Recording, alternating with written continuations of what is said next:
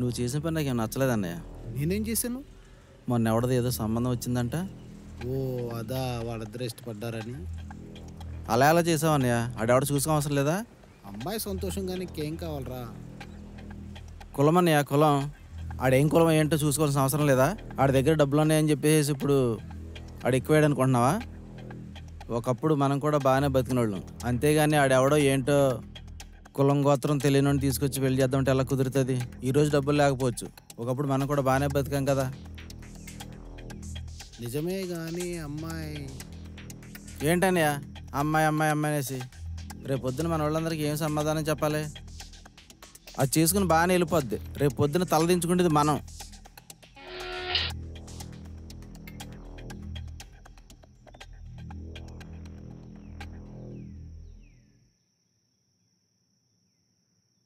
నువ్వు మొత్తాన్ని తలదించుకునేలా చేసావు. బాబాయ్ అంతా నీ మూలనే. వెళ్ళి లోపల బా.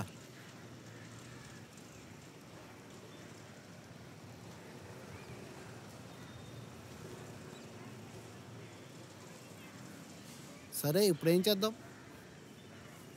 నువ్వేం చేయవసరం లేదులే. ఏదైనా ఉంటే నేనే మంచి సంబంధం ఉంటే చూసి నేనే చేస్తానులే. సరే నీ ఇష్టం.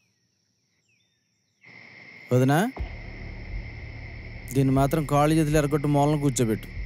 ఓ మంచి సంబంధం చూసి నేనే పెళ్లి చేస్తాను.